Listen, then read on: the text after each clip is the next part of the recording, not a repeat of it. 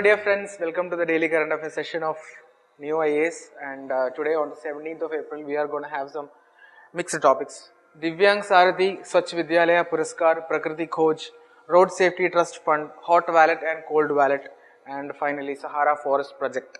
So let's have a detailed look at this. Divyang Sarathi, the name suggests Divyangjans. Divyangjans are the persons with disabilities, we all know that. Now they have got the new tagline, the persons with disability, we don't call them disabled, we call them specially abled people. So Divyangjans, this is particularly targeted for the accessibility, for making informations more accessible to this Divyangjans. So Ministry of Social Justice and Empowerment launched the beta version of Divyang Sarathi. Now beta version is something which is launched as a test version, as a pilot version. We can see in the Play Store, right? And different softwares for the testing purposes, or the first phase of that, we can call it like that. So beta version of Divyang Sarathi has been launched by Ministry of Social Justice and Empowerment. What it is an accessible and comprehensive mobile application for easy dissemination of information. That is the whole thing is about. To make informations accessible to Divyangjans, to make more comprehensive data, to get all the data, all the informations of different services, different areas, different sectors. Now what are the key feature? The key feature of this is that it has audio notes, text to voice converter, voice to text converter. We can talk to that, it will be converted into text, as well as text will be converted to audio, to hear them by this Divyangjans. So all these things are incorporated inside a mobile application. It also has an adjustable font size, so that different users can change the font size according to their ability. Hindi and English, both languages are there. It's a bilingual application, mobile application. Any smartphone user, any Android smartphone user can have this inside his phone, and it works without the internet. It can even work without the, just the installation is needed, and during the internet, and after that, if no internet also, they can function this, and this is compliant with this UN CRPD.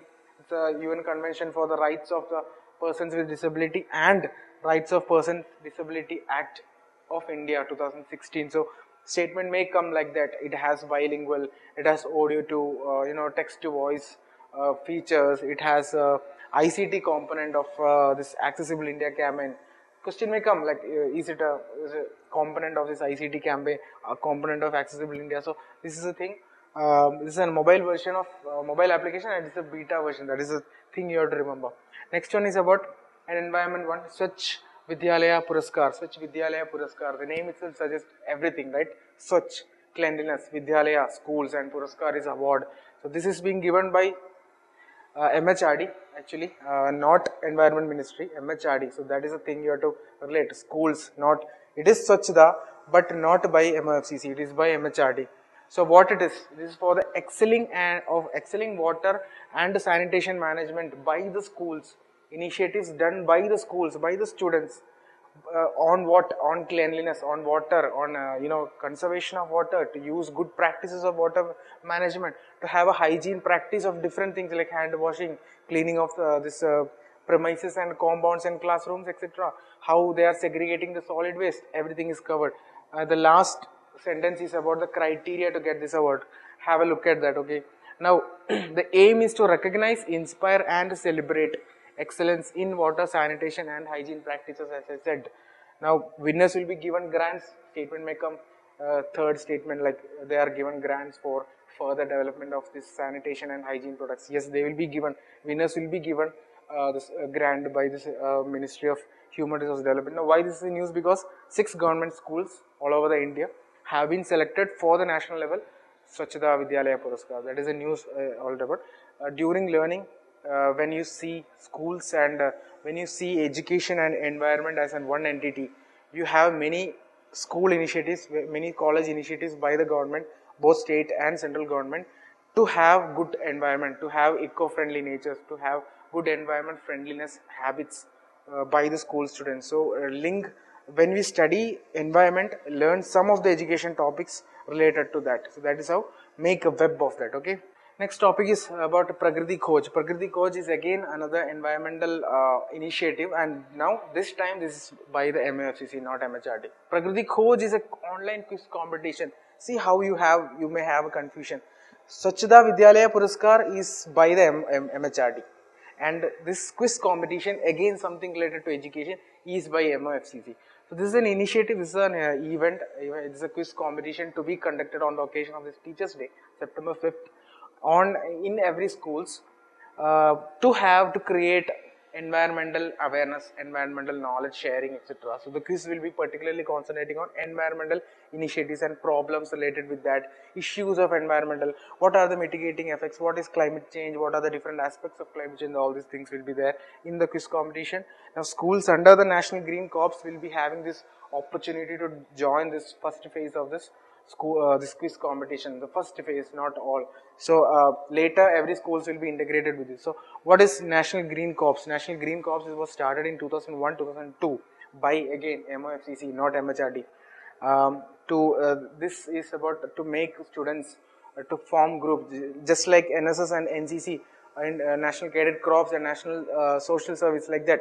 So we have different initiatives by the school students to take out their acquired challenges, acquired talents about how to work on certain issues. So this Green Corps is to work on environmental issues, to have good sanitation, to have good practices, learning right from the school levels and then continuing up to the the colleges and then after that. So these things related with the previous news also. Road Safety Trust Fund is an initiative by this UN.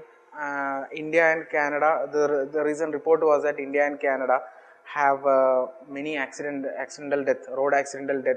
So citing the tragic road accidents in India and Canada, see, India and Canada, they are relating.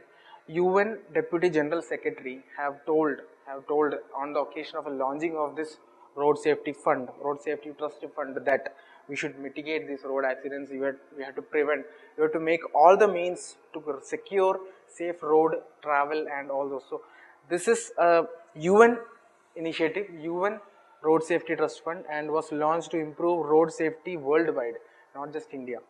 This would save lives and prevent the loss of opportunity associated with road accidents. Now, what is the aim? Aim is to accelerate the progress in improving the global road safety. So that is the whole thing is about. Now what they will do? What are the activities? Mobilize resource from governments, NGOs, intergovernmental organizations, private sector, philanthropic organizations, as well as individuals. So it's a it's an umbrella thing where everyone will be stakeholder. Anyone can contribute to this fund. Individual, philanthropic organizations, NGOs, intergovernmental organizations, anyone can do this as a good Samaritan. Now this secretariat of this will be UN Economic Commission for Europe. That is the one thing you may have a mistake on this, because statement, we may think it will be like UNICEF or UNESCO or someone else or some bank or etc. This is by UN Economic Commission for Europe is a secretariat, and there will be 5 pillars of this global action plan for road safety. Refer the material for that, the 5 pillars. Okay.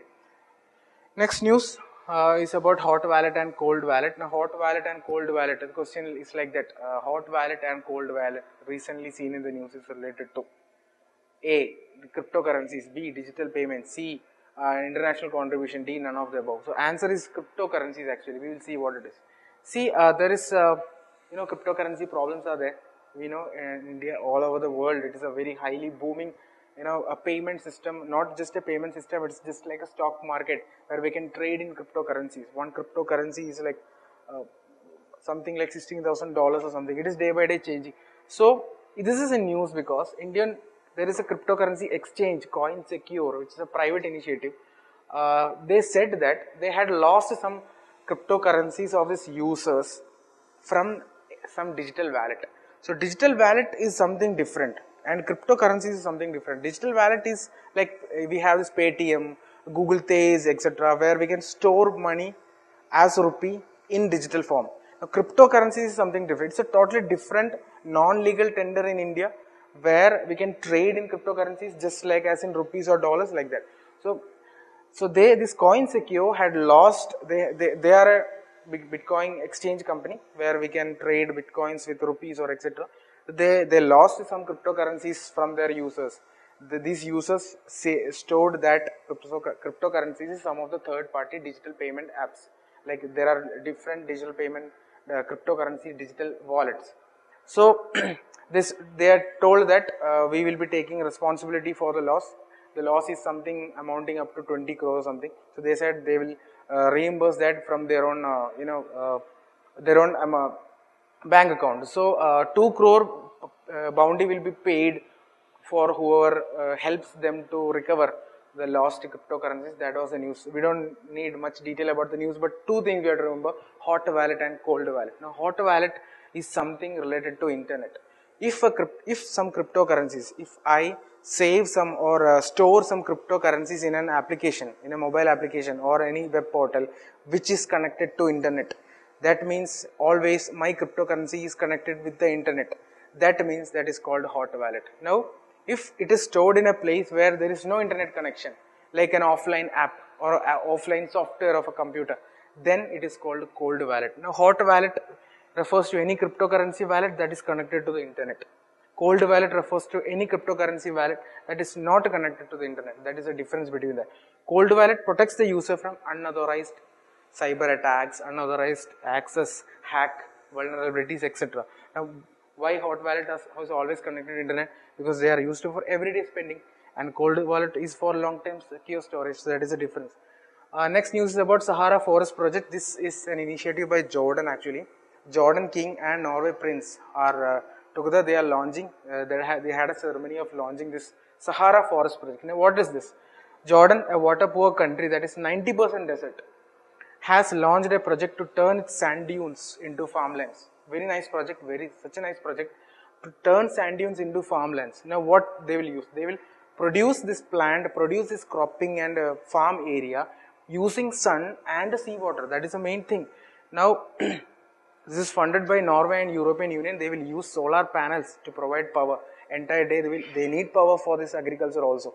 So solar panels will be used.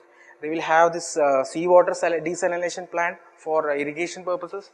They will have outdoor planting space to where this plant should be cultivated and all those farming activities. There will be a salt pond for salt production. So entire thing they are trying to utilize the desert.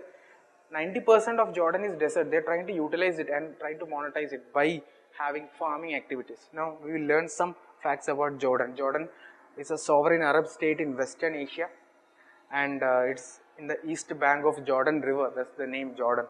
Now, who are all the borders? Saudi Arabia to the south, Iraq to the northeast, Syria to the north, Israel and Palestine to the west. And Dead Sea lies on the borders of the Jordan, and this country is also open to the Red Sea. Now, Red Sea is between Saudi Arabia and Egypt, and Jordan is also, it also has a small boundary with Red Sea. I'll show a slide where we have the map. Now, it is famous for its unique architecture carved directly into the rock. Whenever we see Jordan tourism images in the Google, we see the rock cut architecture, the sedimentary rock is directly cut and made this very beautiful architecture. It is a UNESCO World Heritage Site, and the economy of the country is described as high human development with an upper middle income economy. Now we will have a geography version of this. Just see the map of this Jordan. This is orange color. Right side we have eastern side Saudi Arabia, northeast Iraq, upper side Syria, northern side Syria. We have the Golden Heights. Then Lebanon does not have boundary with this. Israel and Palestine is having boundary. In between that we have the Dead Sea, and see Mediterranean Sea is far behind. We don't have Mediterranean Sea. Egypt does not have boundary, and then Gulf of Aqaba. Aqaba is a port city in Jordan. That is like Gulf of Aqaba. So port city in Jordan, Aqaba, Gulf of Aqaba. So that is where Gulf of Aqaba we have the Red Sea also. So have a good look at it. Winding up here, and have a nice day. Study well. Thank you.